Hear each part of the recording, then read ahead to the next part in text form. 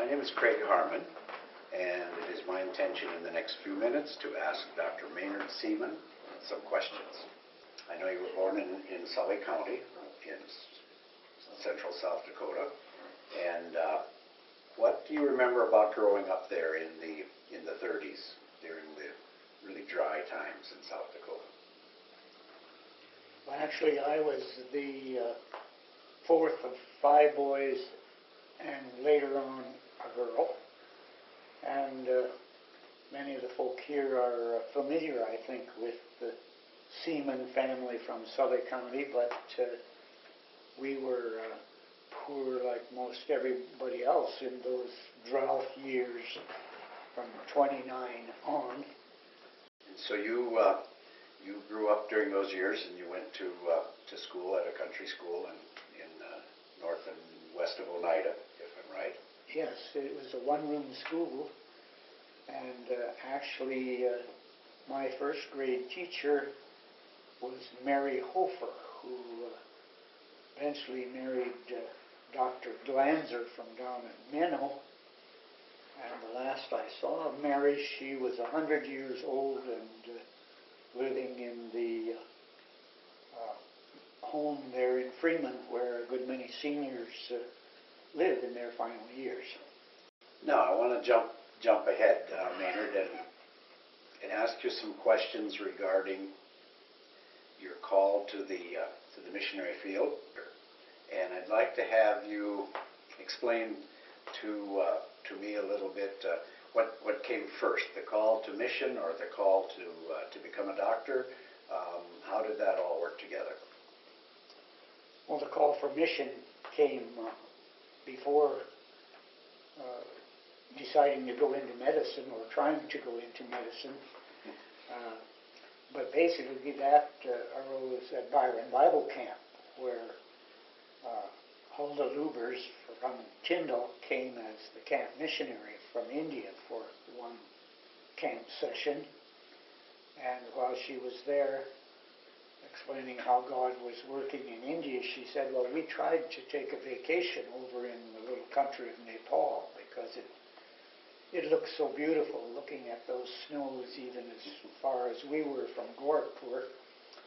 And we thought it'd be nice to go over there and have a vacation. But when we tried to go as a family, the authorities at the border said, sorry, but you can't take your vacation here. We don't allow foreigners in our country. And she said, I've done some research, and as near as I can tell, there's only one foreigner that's allowed into Nepal, and that's the British Consul, and any other government that wants to do business with Nepal has to do it through him. And she said, as near as I can tell, there are 9 million people living in the country of Nepal and not a Christian among them, unless perhaps the British Consul is a Christian. And what year? Well, this was when you were at camp, so you were in high school then, I suppose. I was a junior in high school at that time. And so she said, I think you should pray for the country of Nepal. And I started praying. And after a few years of praying, I came to the conclusion, well, you know, if I'm going to pray for Nepal, I maybe should be prepared to go there. And if somebody was to get into Nepal, what kind of a person might that be? And I thought, you know, it well might be a medical person. And so maybe I should go into medicine. But that came several years after hearing about Nepal and feeling that that was the place God wanted me to go. So when we met you in India in the late 60s, you had been in India in several different places with your wife and 4 children since the early 60s. And you, in 1968-69, were ready to go into Nepal, or headed to go into Nepal. And we were in New Delhi. And tell us about the going into Nepal. The permission had finally come from the government of Nepal that we could take over the work that Dr. Catherine Young had been doing out in Dungadura district, far west of Nepal. And we arranged to travel by bus as far as we could because we knew it was going to be a 3 to 5 day walk from the Nepal border into the place where Dr. Young had set up the medical work that she had been doing for about 8 years. And so permission was given that we would continue that work and she would be able to go back to India because she was getting quite elderly and was finding making the trips in and out and getting her supplies in was very difficult. How many years in Nepal? We'll jump over a whole lot of stuff. Yeah. Well, we essentially had 25 years of actually working there, but there were a few breaks in between, and it has now been 43 years since we first went in 1968. But a lot of comings and goings in between, but many times we would stay a full year at the hospital without leaving to go out and get anything else or see anybody else. So in a sense we were quite isolated. It seems to me, Maynard, that I remember you saying that your work in Nepal, much of it was with tuberculosis and leprosy. And we understand some about tuberculosis, but not much in our part of the country, and hardly anything about leprosy. Leprosy patients she had about waiting 1,000 leprosy patients over the first 8 years that she was there before she turned over to us, that she had diagnosed with the disease and had under treatment for it. But back in those days, we really only had one drug for leprosy, and it was not a drug that actually killed the disease, but just kept it from growing and spreading. It was a deterrent, but not a real cure. But during the years that we were there, 2 other drugs became known to be effective against leprosy, and one of them was definitely lethal to the disease, and that if a person would take it consistently for 2 months, it would kill off all of the leprosy bacteria that actually caused it. And essentially every week we would pick up 2 or 3 new cases. In fact, by the time we left, we had 3,000 patients on treatment for leprosy and over 15,000 people on treatment for tuberculosis. But essentially we thought he didn't have tuberculosis, but actually had lung cancer, and we thought that he was going to die within hours. But we did pray for him, and at that point we had no treatment that would be effective against But he was the only pulmonary cancer that he had, and he was the only and first believer in his village, and all the people said, "Oh, well, that's what you get for accepting this new religion," and they thought sure he was going to die. Well, and we did too. But I remember going out late at night and seeing him, and looked like he was just breathing his last, and I didn't think I would see him alive anymore. But we had prayed for him again that day, and 2 or 3 of us were there together praying for him. And but I went out the next morning, and here he was sitting up and breathing normally and bright as could be. And within a day, he had enough strength to be up and walking again. And a week or 10 days, he was back in his village, sharing that Jesus was the answer. And it wasn't long before a whole bunch of others in his village believed, and a church was started in that village as well. So it was a real witness then. Yes. Review with us some of the things that you've done since the time that you left the full-time work of the hospital in Nepal. Some of the places that you've been.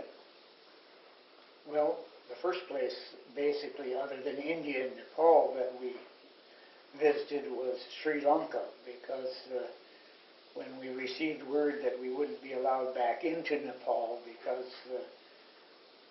the government had somehow become aware through someone's letter that we had been preaching religion at the hospital, and churches had started out in that area, and they presumed that we were the responsible reason for that happening, and therefore they weren't going to give us a visa anymore.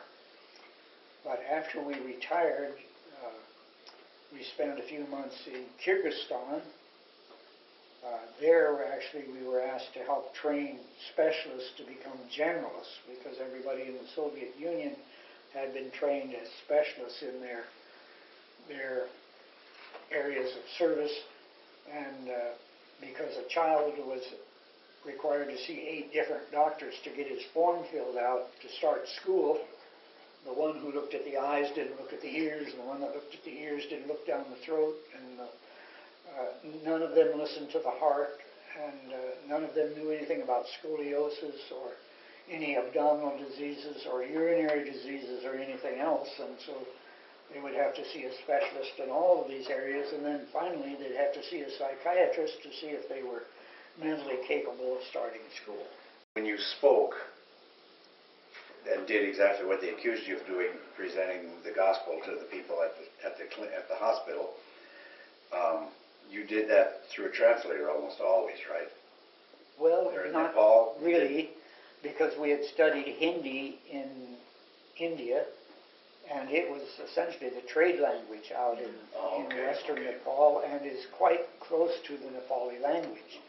In fact, we did have a Nepali tutor for a while before we actually went into Nepal, and then while there, the local school teacher, who was also the Brahmin priest in the nearest village, made an arrangement with me. If I would teach him English, why, he would teach me Nepali. And so we worked many days, a few hours here and there, when we could have mutual time off to study the language, so I could begin to read Nepali and actually preached in Nepali.